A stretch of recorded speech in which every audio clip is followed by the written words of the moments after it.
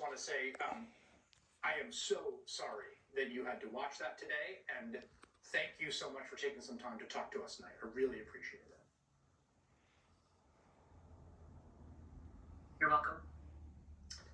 Can you tell me what first brought you out of your house to look at this, or were you even in your house when you first became aware of what was happening?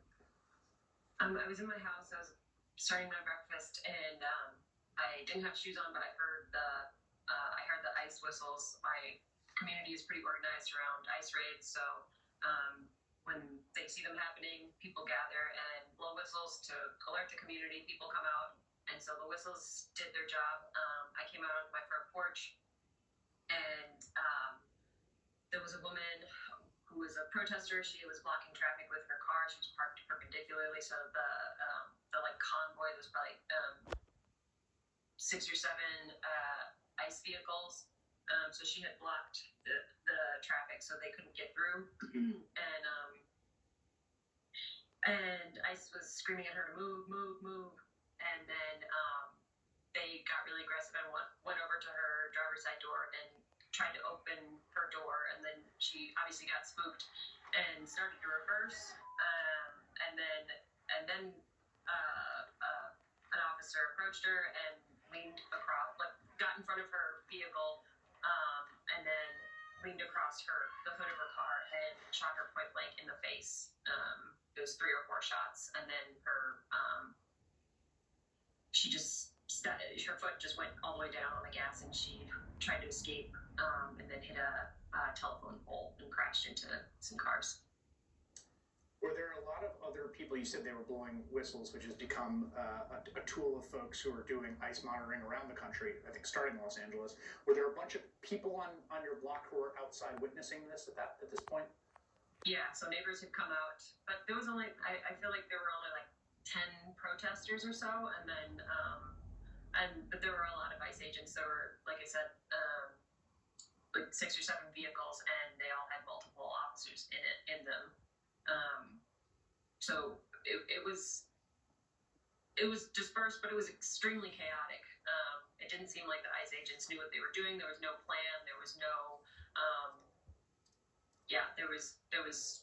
they didn't have a plan. They just, they seemed totally unprepared.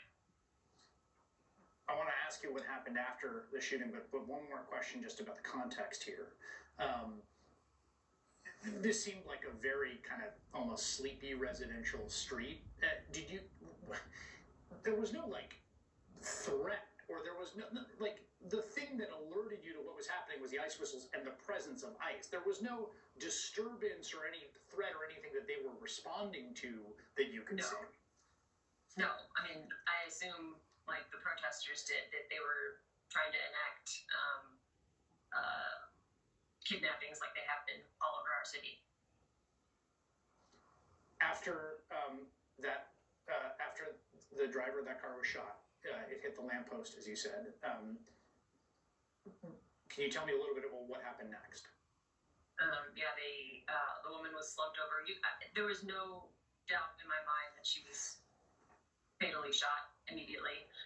So she was slumped over in her vehicle. There was, I assume, a neighbor. He appeared pretty quickly, and it didn't seem like he was with the protesters. He was saying that he was a physician. ICE blocked it off so nobody could get close, but you could clearly see her slumped over in the car.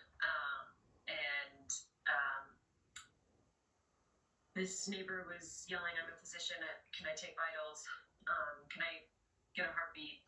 Can I please come administer CPR?" And they were saying, "No, get back. We don't care." And they said they had medics on their way, which took about 15 minutes of her just sitting there. I mean, I assume deceased that whole time, but no life-saving measures were even attempted. Was there anyone else in the car with her, as far as you could determine? No, she was. I'd heard from neighbors that there was someone else in the car earlier, but that person had gotten out of the car when she tried to flee. After EMS came, Was she removed from the car? Was she given CPR? Was she put on a stretcher?